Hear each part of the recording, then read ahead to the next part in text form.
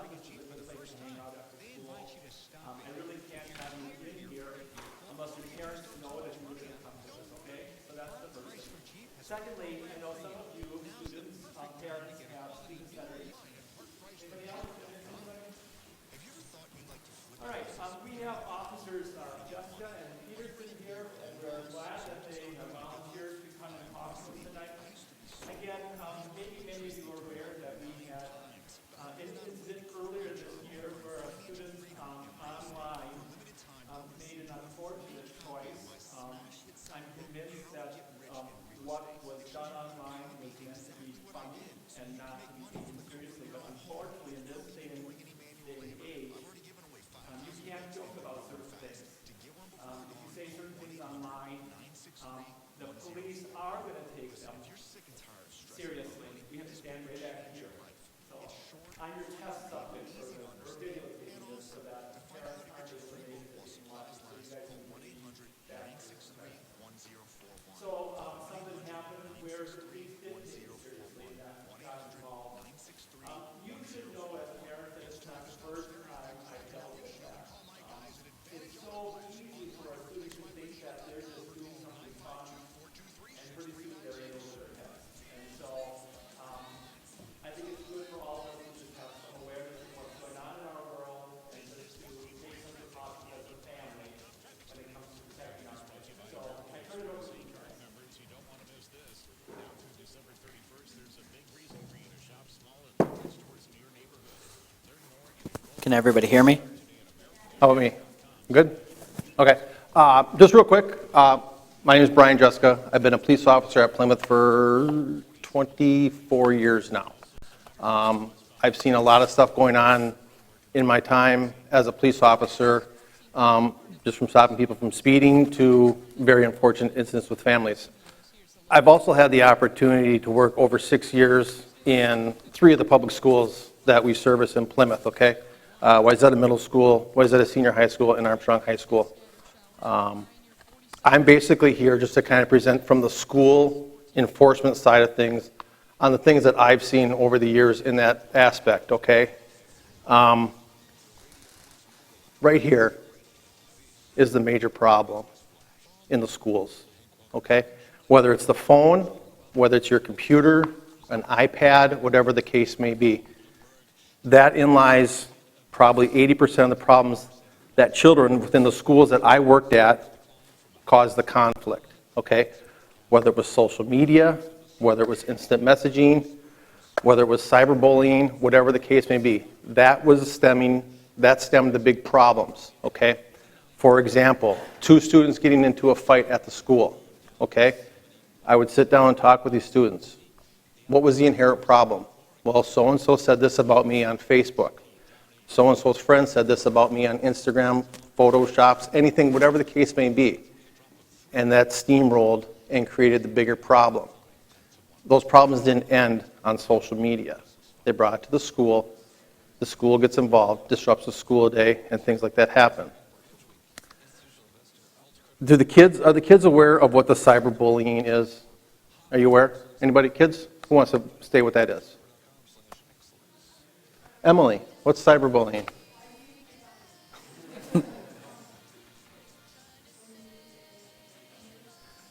Exactly, and that cyberbullying can range from, somebody saying something about somebody on a social media thing to posting a video about somebody.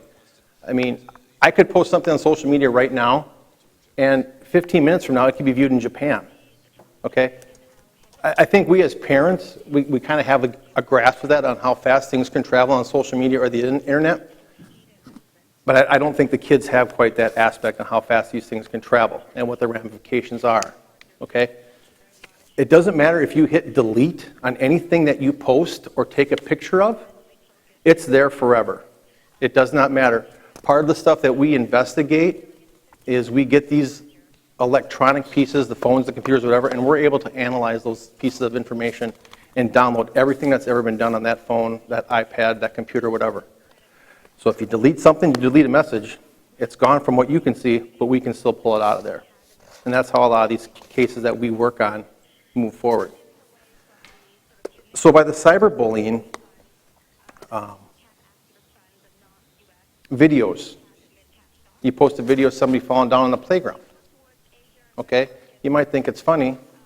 A couple people might laugh at it. But as that progresses, it could be worse. Things of that nature. Anything on cyberbullying that you can... What I would say is you want to think about, put yourself in a position of if that was your brother or sister, or ultimately when you become a parent, is that what you would want? Would you want your son or daughter to feel that way? So when you're thinking about that, if you're laughing at somebody else, think about if people were laughing, if a group of people were surrounding you laughing at you, would you want to do that? Would you want that happening to you? That's what you should think about. Because it's easy when you're in a big group of 6, 7, 8, 10 people to just go along with it because it's easy, because everybody else is doing that. But put yourself in the position and say, if that was me, would you want that happening to you, and how would that make you feel? Because it's... And by no means, we're not up here to be experts in all this. We're just bringing the information that we've learned, that we see, and that we investigate daily. We have some of these brochures up here, and they go through a plethora that you guys can, each family can take one at the end here. But they go through a ton of different apps that you as parents can download that you're able to monitor what your kids are doing on their apps or their phones or their computers. I've also included a cell phone agreement, okay, for the kids that they're going to have to go through. And what we did with that cell phone agreement is, I think there's 13 or 14 points on the cell phone agreement, is I took a little bit of the memory work that the kids do every week and brought it to that. So when they go through each point on the cell phone agreement, they have to explain to you what that means, okay? I think that helps open up the conversation a little bit to what does point 1 mean on how we use the phone, what's appropriate, what's inappropriate. And then you keep that. That's a binding contract that you'll have with your child on how they use that electronics or that phone. The parents aren't out of the water on this one either, because there's a parents' agreement as well on how you're going to use your phone and set good examples. Dinner time, driving, things of that nature. So kids, it's not just you. Mom and dad also have responsibilities in this as well, okay? And I think what we'll do is Brian will provide a little perspective of what he's seen in the schools, and then I'll kind of expound upon that on the follow-up that what Brian would do, what he would see, he would call me in, and then I would come in and investigate, and I'll give you some examples of cases that I've worked, things I've seen, and some of the ramifications that people don't think. And if you think that this doesn't, it's only the really, really bad kids that this affects. This has no boundaries. I've been in my kids' friends, best friend's house dealing with a case because their kid was involved in it, and a very, very good kid. And that's embarrassing. To have to go to a friend of ours and, in a capacity as a police officer, knock on their door and make a phone call saying, I need to come and talk to you. That's not fun to have to do. So we'll provide you some of those things and what some of the consequences are for basically making some very adult decisions as, 5th graders, 6th graders, 8th graders, whatever the age may be. And like I said, we're not experts in this, but this is something that we as parents, this is all new to us as well, okay? 25 years ago, this stuff was just in its infancy. The internet was just getting started. You got your first car phone, you probably never thought you could use it as a computer. At least I never did. So the way technology is expanding as fast as it is, it's hard for us as parents, it's hard for us as police officers to even keep up with the technology. That's why parents need to be, very cognizant of what their kids are doing and what their kids are looking at. As far as what goes on, like in kids in schools, like I had mentioned, the cyberbullying is probably predominantly the biggest problem. Officer Peterson, he can expand on maybe some of the texting stuff, the inappropriate texting, and the stuff that he has seen. pornographic images, things of that nature. The main thing that as students you should be thinking of when you're using that phone is if you don't want your mom and dad to see it, your teachers, your pastor, or Jesus to see it, you shouldn't be doing it. Period. Okay? Does that make sense? I'm kind of losing a thought here on the school stuff. And we don't want to sit up here either and just kind of tell you what things are doing.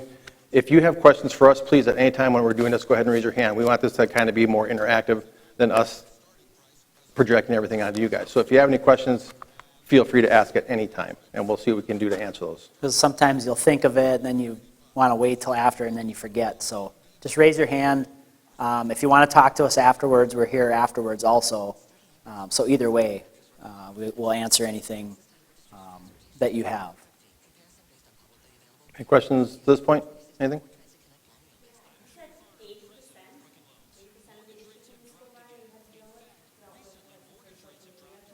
Yeah, that's just my estimation. Yep, and I don't have any concrete evidence to make that true. But just if I had to go back and kind of think of, okay, well, I dealt with this fight, I dealt with this disruption in class, what was the underlying issue? And a vast majority of the time, it had to do with something being texted, something being posted, whatever the case may be. And it could have been something innocent, but, you know, I'm going to use my own kids as an example. If Tyler posts something about somebody, okay, and then that somebody has a friend and either takes it negatively or positively, and it just spreads like wildfire. You can't control it. What you kids need to understand is once you hit that send button, you can't take that back. It's there, and it's out there. It's just like talking. You can't bring back a spoken word. Once it's there, it's out there. And all it's going to do is just replicate. When you send a picture, okay, and you send it to one person, that person is probably going to send it to other people, and then they send it to other people, and then they send it to other people, and it just never stops. So you might delete it, and the next person might delete it, but they may have sent it already to somebody, and you told them, please delete that. Well, they already sent it to 3 other people, and you'll never catch up for the amount of times that it gets sent and replicated over and over and over again. And I'll get into what happens when you send an inappropriate picture and where that ends up. I'll talk about that and the effects that will have on somebody for the rest of their life. Okay? You have a question? Can you talk a little bit about, a few years ago, there was an incident in our elementary district where a predator saw kids' name on the back of their jersey, ended up friending them, and then friends of that Yep. kid. Yeah, we'll tie. I'm aware of that situation. I don't know the exact details, but I remember that. But we'll talk a little bit about that. And just the safety of Yeah. that friending. Yep. Right, and I think that kind of helps segue into what happens when you're talking to somebody online. Now, pay attention to this as well, because this doesn't just apply to your phone or your computer. Gaming consoles as well. So your Xbox, your Wii's, whatever the case may be, anything that you can plug into the internet and communicate with people, this all applies. It doesn't just apply to the phone or an iPad. So. And here's an example. If I put a sheet in front of Brian, or a piece of paper, obviously we know that would improve. It would improve his. Immensely. But my point would be, you wouldn't know who that is, right? So Brian's sitting here talking, and now tomorrow you're talking with Brian, but you can't see him anymore. Is that still Brian? Okay, and that's the hidden identity that the internet provides, is the people that you think you're talking to are not necessarily who they say they are. And in a couple of the examples I'll show you how that happened and what the very big consequences were of what happened with that by someone believing or thinking that they were talking to someone that they weren't talking to. That makes sense? Questions? Any questions as to what goes on in the schools or what the schools. Talk about consequences that happen in school, even though they didn't happen in school. Yeah, and that's a good point, thank you. Just because something might be said tonight online, those ramifications, at least in the schools that I dealt with, can also come back and have school consequences as well, ranging from suspensions to expulsions as well. I can't stress enough the importance of what is done online or through social media or through texting that has to be controlled. The schools that I work with, they may have been limited as to what they could do as far as disciplinary action with these students go, but if it had a school function attached to it, yes, then they could. But like I said, 80% of the times, these issues were brought to the school. Because you'll sit at night and something will happen, you're texting to another friend at night. The problem is that other friend brings it to the school, now they tell 10 other people, and then a fight breaks out. Now all of a sudden that texting at night has been brought into school, and then you're looking at some possible consequences because you're disrupting the day. Are those apps that allow or that disappear, a picture that will be up there for a little bit and then disappear, might they provide a false sense of security? Very much so, because for instance, Snapchat, you send out a Snapchat and the picture shows up for like 10 seconds. Well, for every app, there's another app. Well, there's an app that will save all those, and you can also do a screenshot, and there's apps that save those pictures. So they're truly, I just did a case where the person was Snapchatting and had Snapchatted like 45 pictures to another kid. Well, he took screenshots of every picture that this girl had sent to him, and they were on his phone. So just because they disappear in 10 seconds, it goes back to what Brian said. Anything you send on the internet, no matter what, there will always be a copy somewhere. There will always be a copy somewhere. And that kind of goes with the technology piece of it too, is as often as you're checking the homework that comes home every week from your kids, you might want to be doing that just as often with their electronics as well. I'm 100% guilty. I do not check their stuff as often as we should, and that has come back to bite me in the butt, right? So, one of the things that I talk about when I have to meet with parents is, and this goes to the kids also, when your parents allow you to have a phone, they're giving you a very big responsibility. The responsibility to be safe, okay, because they care about you and they love you. And you're not paying the bill. So when mom and dad ask to see your phone and share your passwords, it isn't because they don't like you or they hate you. They care about you. And after you hear some of the things I talk about today, I hope that you want to do that, because it's very scary about what can happen. I'll talk to you a little bit about some of the things that you may not know about that are hidden within images and messages that you can't see, that allow predators and people that if those pictures get into the wrong hands, what they can do with that information. And a lot of people probably don't know that. So, I think we just go ahead and lead right into that stuff. what time are we going till? 4-ish. 4-ish, okay.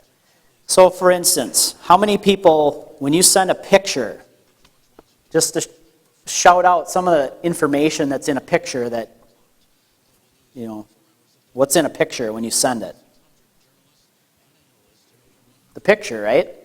But what else is in the picture? Okay, the location or the date it was taken, the time it was taken, the exact... Yeah, other people. There's other people are in the picture, right? There's hidden data that's in the picture. Like you might click on one specific point in that picture and it brings up another picture. Okay, people can code the pictures so they do that. Then within that data that you can't see, there's the type of camera that was used, the lens, what picture in the camera roll it was. And one of the very important things is the GPS data, which shows exactly where that photo was taken. If you haven't seen any of this stuff, if you've ever had a picture recently emailed to you from somebody, download that picture if you know it's safe, obviously, and then right-click on it. And if all that data is in there, if they haven't hidden it, it should still be in there. It should show that camera being used, the lens, the date, the time, the place, everything. Just right-click on that, and you'll be very surprised at what's in there. So what that's called is XF data. And you can get these XF viewers, so you can open up that picture in the XF viewer. And then if you have your location services turned on, so one of the things, what I would suggest you do with your children's phones is turn off location services for your camera. I have it turned on, for my kids we use Life 360, which allows us to see where they are at all times. And there's another one, Find Friends, and then also Find My iPhone. So we keep location services on for that. But when they take photos, I have location services turned off on that. So there's no GPS data attached to the phones. But what happens is, let's say somebody gets your picture that you sent out that you shouldn't have. Okay, bad guy goes in, uses an XF viewer, and says, oh, this was taken at these two coordinates, these GPS coordinates. They put that into Google, and it brings up right on a map. Okay, let's say you're over at your friend's house. Whose house comes up now on that map? Not your house. Whose house? Your friend's house. Okay, and they weren't even doing anything. You're the one that was making a bad choice. You took a picture and sent it to somebody you shouldn't have. So now this bad guy gets this picture and he finds out whose address? Your friend's address, and they weren't even involved. Okay, and then this guy can know now where that house is located. And some of these people will travel days, hours, hundreds of miles to find out and go, and then they will watch who comes and goes from that house. Okay? These are real extreme cases, but it happens. And you need to be aware of the information and things that are attached to pictures. Okay, so that's just one thing with the pictures. Any questions regarding that? When you say send out pictures, does that mean even posting a picture or specifically sending it to somebody online through a text message or? When you send it through a text message, it will keep all of the GPS data and any XF data. There are certain applications that will wipe and sanitize. Like when you post a picture to Facebook, it will sanitize all the XF data out of there. So it will not have that in there. But if you're just sending it simply, but not every company does that. Facebook does do that, but not everybody does. So just something to be aware of. But I would just be aware.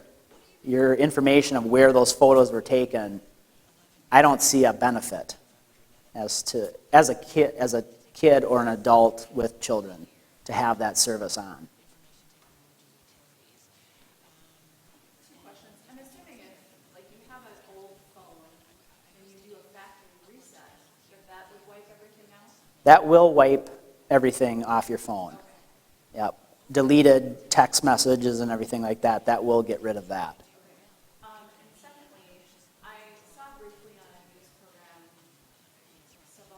few months ago, a kid was using some kind of handheld game and there was a camera in it, and somebody was watching them do that. And so how does that happen?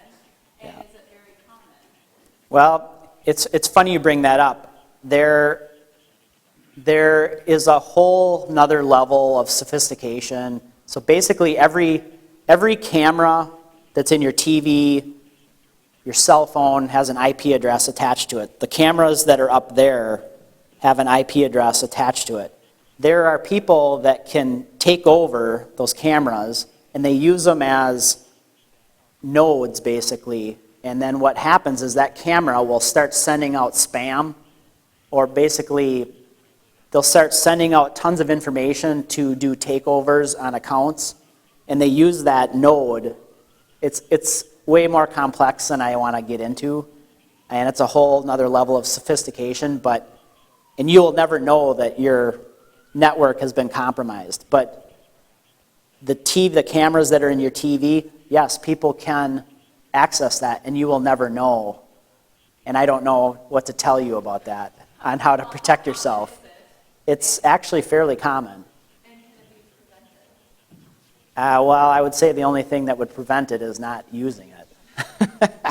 But I haven't gotten in it. I mean, you could put a piece of tape over it. But What about like a Nintendo 3DS or something that has a camera and can access the internet? That's the type anything that can access the internet, someone can hack in, and you get a lot of these people from Russia. That I have a friend that is doing some work with the federal government, and the stuff that he tells me about what is happening overseas, the espionage and things like that, it's mind-boggling. And I don't know what to tell you on that, really. Because any computer that has a video and audio capability can be hacked into, and you will never know that someone is listening or without having it disabled. I really don't know what else to tell you on that part. I guess it would just be something that, like you're saying, is just to be aware that that is out there, that people have the capability of being able to spy in at any given time. Having good firewalls, things like that set up on your internal home network. When I asked him, I said, so he basically said, if you're not using the computer, you probably want to just have it shut off. Then they can't have access. Just having the internet off, not being in Firefox isn't enough. Having your computer shut off completely, would be the ultimate best way. So when when it's sitting there not being used, only when you're there in front of it is it on. But that's, I never shut mine off. It's just the way it is. But I've never been hacked into, so maybe my tune would change if that happened to me. But I'm fairly secure on things I do and what I put out there and what I don't. Jay, do you have a question? Oh, no, I was just going to suggest the tape idea. Yeah, I mean, some people do that. You hear about it, but it is something to be aware of. I just don't have any answers to you there. That would probably be more things that you need to research on your own. I taped over the little camera on my work computer. You can attest to that. So, I don't trust it. If there's a way that somebody can look into what's going on, I won't have anything to do with it. So Question? go ahead. Well, I'm just thinking of Instagram and how many kids I see that don't have their accounts private and they don't want to feel like they want all these friends and stuff. And you said Facebook wipes the photos clean, but Instagram is all about posting photos. Yep. Well, here's an example. So for instance, like my Facebook account, I have everything locked down and all my images only my friends can see. But now you go and let's say your friend reposts one of your pictures on their account, but their whole account is public. Well, what that does then is it allows somebody that isn't my friend to see that picture, and then it shows my name in there. So now they can click on my name and then see some of my stuff. So you have to be aware of that. Even though you say only my friends can see my pictures, when you post to somebody on their account, you lose control of the privacy settings. So you just have to be aware of that.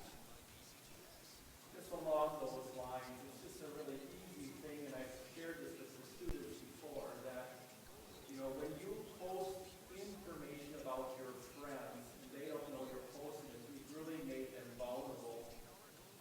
When my kids were in grade school, and this goes back years, so I just shudder to think about how much more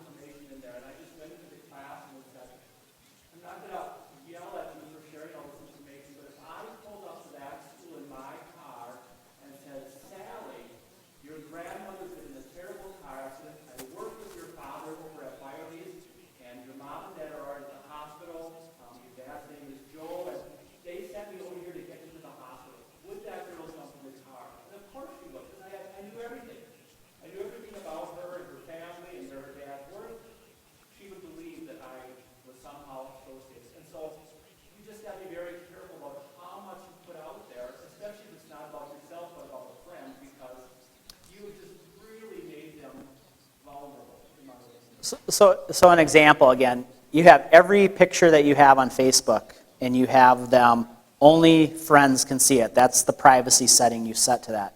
But what are the 2 pictures that anybody in the world can see on Facebook?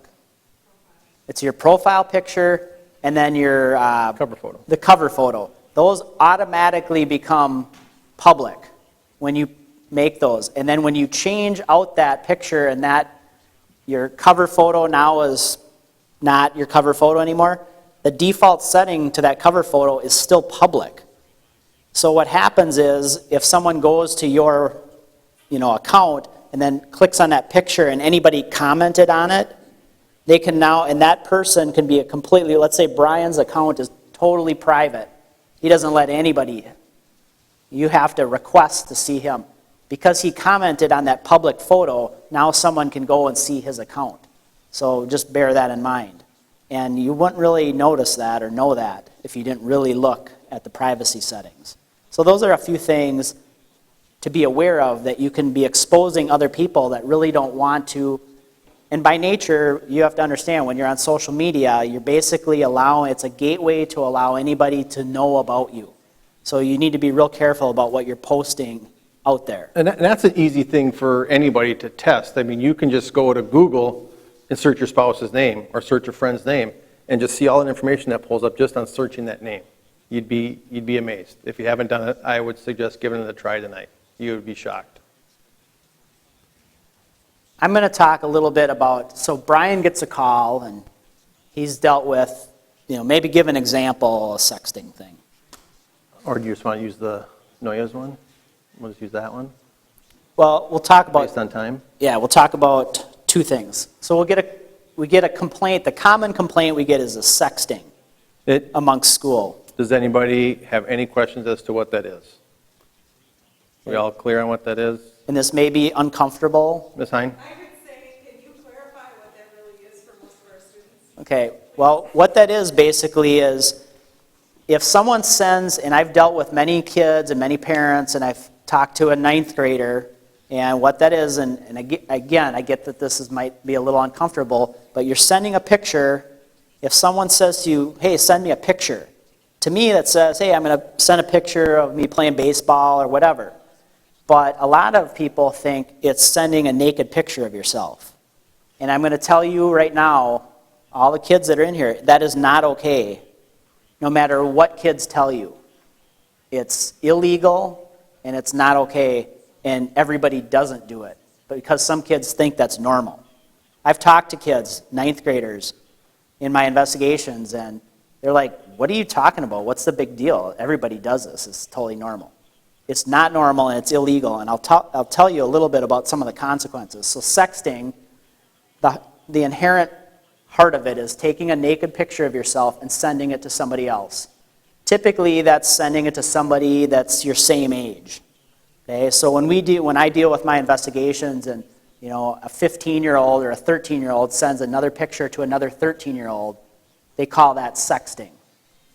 And you can get in trouble, and we get into some different levels of what that is. And when you start getting very graphic, do you want me to explain the difference in this? Let me just say there's 2 different levels of it. There's a very graphic level, and there's just sending your naked pictures. I think that's good. Yeah, we'll just leave it at that. The ultimate thing that can happen here is when you're in possession, when you have that picture on your phone, that's up to 5 years in prison for having that picture on your phone, just one picture. So what I'm going to tell everybody in here is if you can't control, if you're going to be on social media and the parents are going to allow the kids to be on social media and stuff like that, you can't control what comes to your phone, but you can control what you do with it.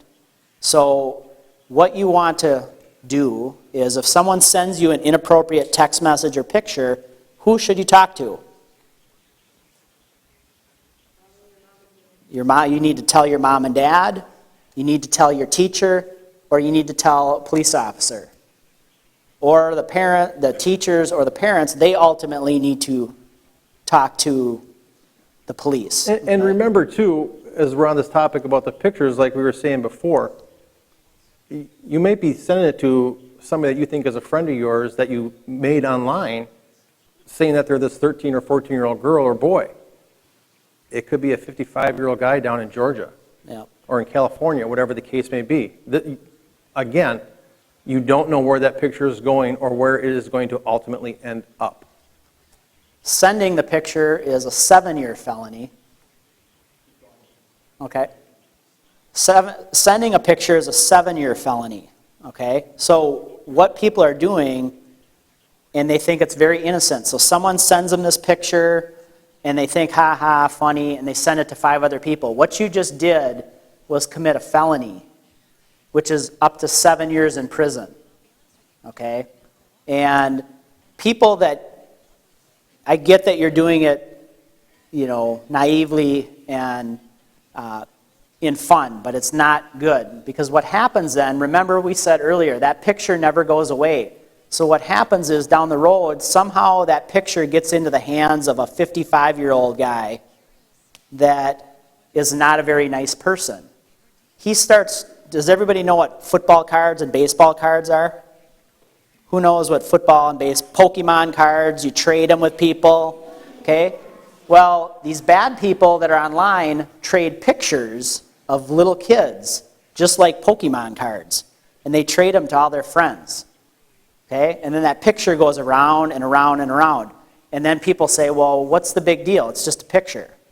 Okay, well, I've dealt with investigations where I've talked with the person that was in that picture. And what do you think they think about every day? Okay, so they knew that this picture got sent to a couple friends. What do you think that girl who was in that picture thinks every day? Any ideas? What do you think? Now I'm in trouble. She was maybe worried about getting in trouble. She didn't get in any trouble. Okay? What else do you think she worries about? Yeah, maybe somebody coming after her. What else? What else? The picture, becoming viral or public. But the biggest thing is every day she walks around down this hallway and she goes, did you see the picture? Did you see the picture? Did you see the picture? Every day, because it was embarrassing. For the rest of her life, she thinks, who's seen that picture? And she can't deal with that. It was very difficult. And then, let's say someone tagged her name on that picture. What happens now when she's 25 and she's going to get a job and someone does a little background check and that picture comes up because someone else tagged her name on it?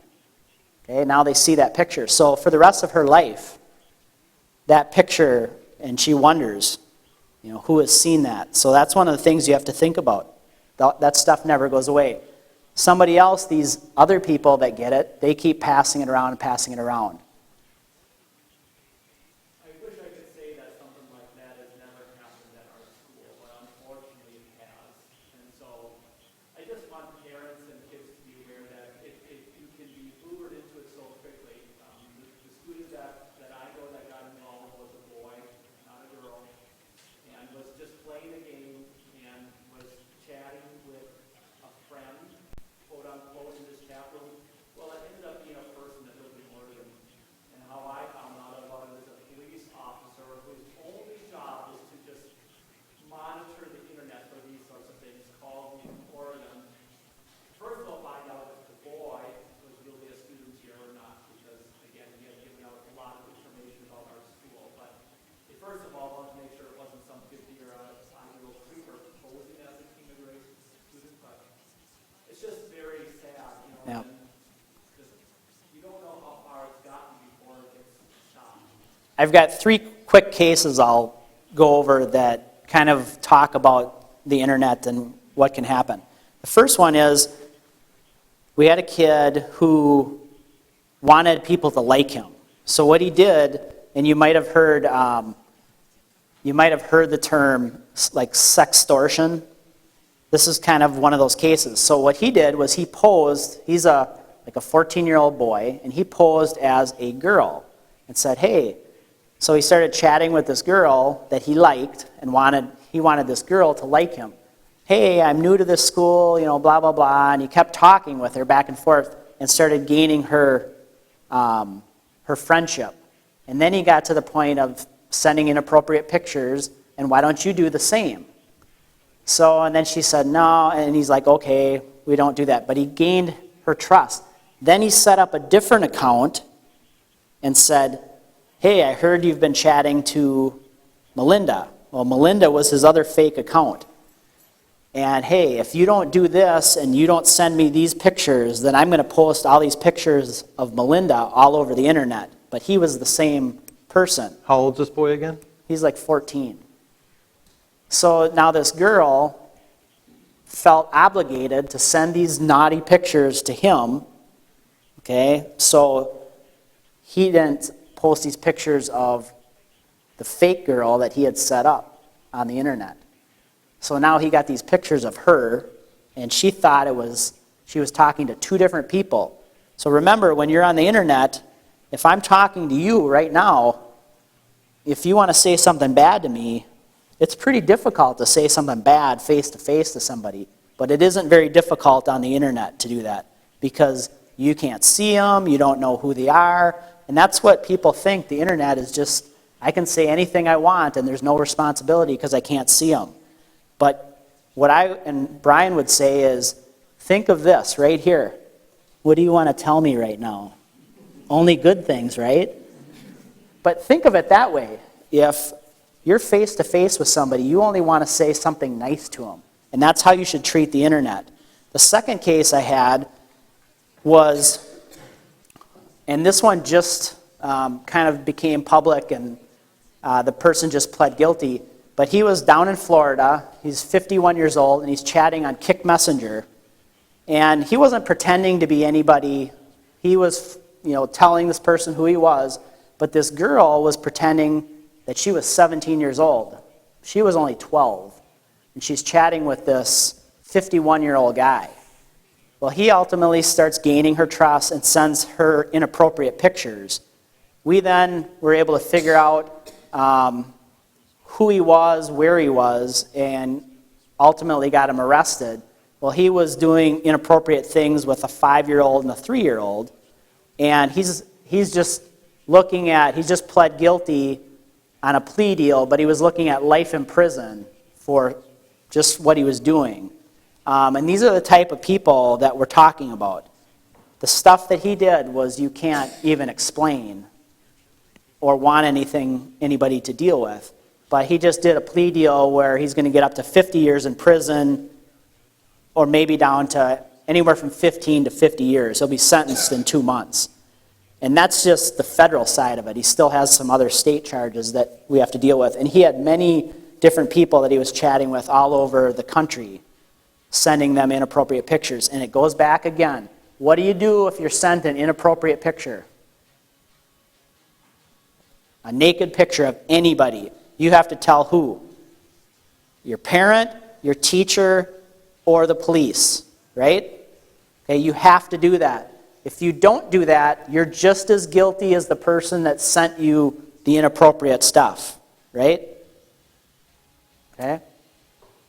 Question regarding that. So if kids come to us, then we have to go to the police. You don't have to, but now you're just as guilty. Well, that I'm saying. It's illegal to have that on the phone.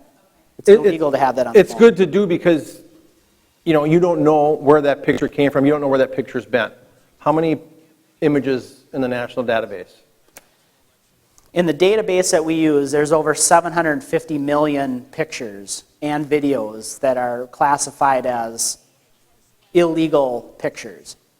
750 million, okay? So basically the way that we'll get information is one of 3 ways. The case that I talked about with our Florida guy, that was just brought by a parent that called us and said, you need to come and look at these pictures that are on our iPad. The second way is we'll get a cyber tip. If you're on Twitter, let's say, and you send an inappropriate picture, it goes through Twitter's server and they'll see every picture that you send has basically a digital fingerprint. And it compares that fingerprint to this database and says, hey, that picture's illegal. they take a snapshot of your account then, they send that to the National Center for Missing and Exploited Children, and then they forward it on to the appropriate agency to investigate. So, and then the third one is some peer-to-peer networks, which are like places where you can download illegal music, and it's the same thing, they share illegal pictures on there. So if your child comes, like if I have kids coming in with that picture on their phone and we delete it, The preference would be is don't delete it, bring the phone and, obviously the picture. The police will ask you, can we look at the phone? And you can do it one of two ways. You turn it over to the police, they will do a consent search of it, or they can, ultimately other people that are involved, if we take their phones, and this is what will happen. If it's alleged that you have an inappropriate picture, what's going to happen is, if Brian was the school resource officer, he would pull you into the office and he's going to seize your phone from you. We don't have to have a search warrant or anything like that. And then if you don't cooperate, you're never going to get the phone back. Well, Okay? it Well, would be in pieces because they have to go in there and manipulate to get the data out as opposed to just giving the swipe code or the password. So, regardless, the phone is going to get taken and it's going to get looked at one way or another, or you just will never get it back. But a lot of times we talk with the parents, we go through, we do a factory reset on the phone.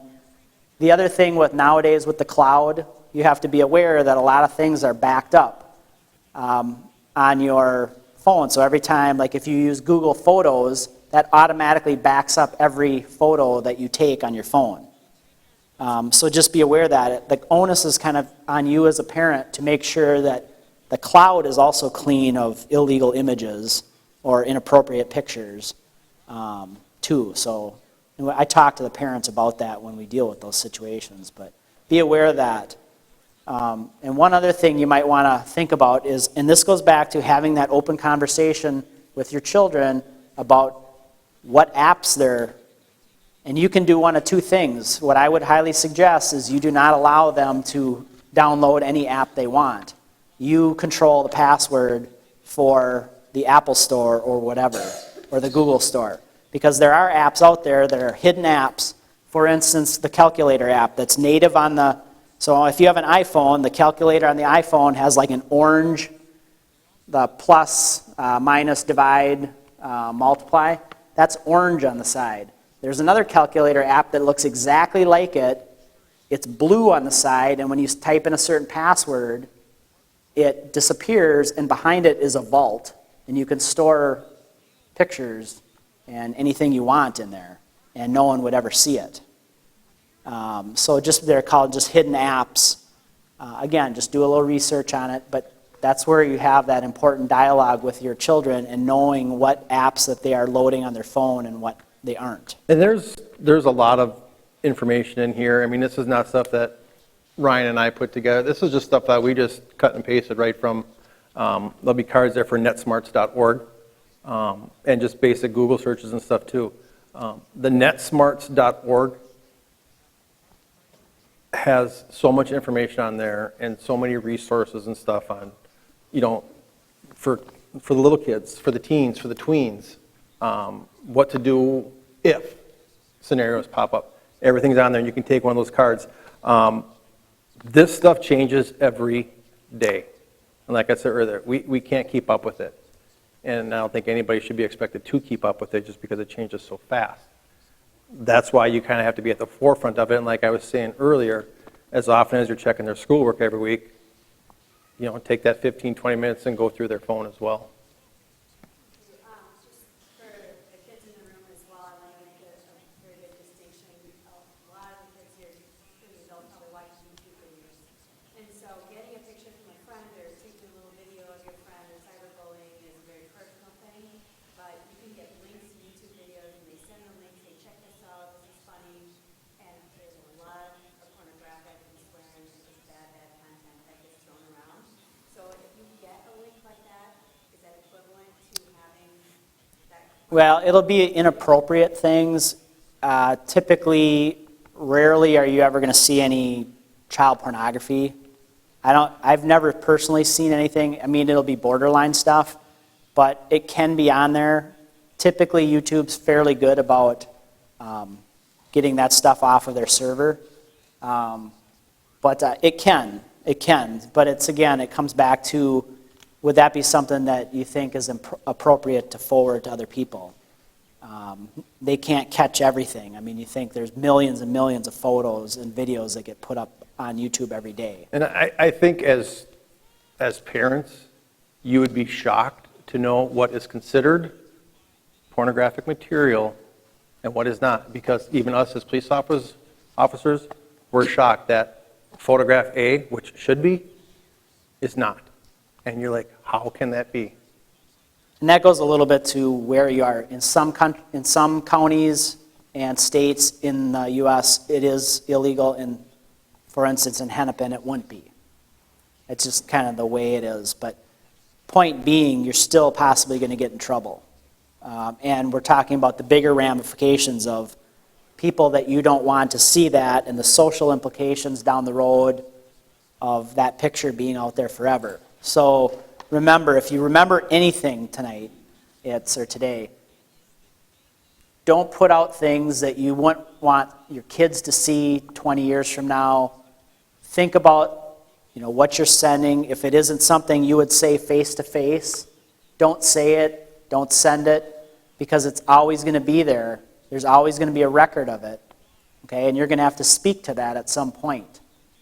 Okay, parents, if you sit here and go, whatever, you can be naive, but I'm imploring you, this is not a topic that you want to be naive about and think it won't happen to your kid. Because like I said, I've been in the houses of some of the nicest kids that I let my kids be friends with, and I've been dealing with their kids, and they're really good kids. And just being naive about it is not really a good plan as a parent. And I'm the same way as a parent. You have to be on top of it. Have that dialogue with your kids. And yeah, they're going to give you the sass. But remember, at the end of the day, I think you're probably paying the bill on the phone.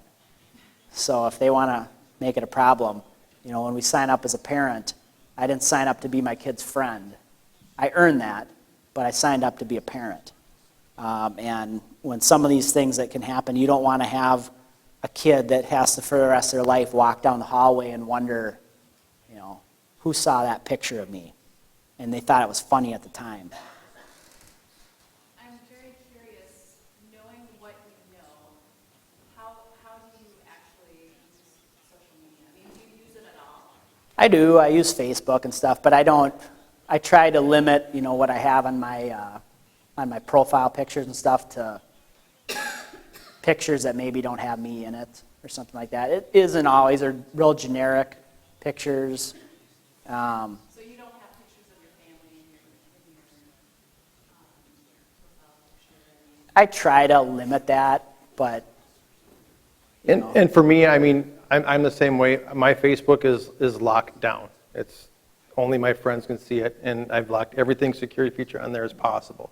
But I can't help what somebody may post. I have to approve anything that gets posted onto my page beforehand. And a lot of times, no, you're not posting on my page. So yeah, that's about the only thing I use. I just don't have time to keep up with doing Twitter, Instagram, anything else. Okay, Facebook is simple enough for me, and that's all I can handle. I do Facebook so my family members and some of my friends can see some of the stuff that's going on. I'm not a huge poster, but I don't use Instagram. I don't use any of the other stuff, Twitter and stuff like that. To be respectful of your time and everybody else's time, so I'm going to let this conversation continue privately, but we really are way past our time. Yep. I know there's kids that are downstairs, and I know we have a program tonight, so just, again, if you want to talk with them privately, I think that's fine. But, Yep.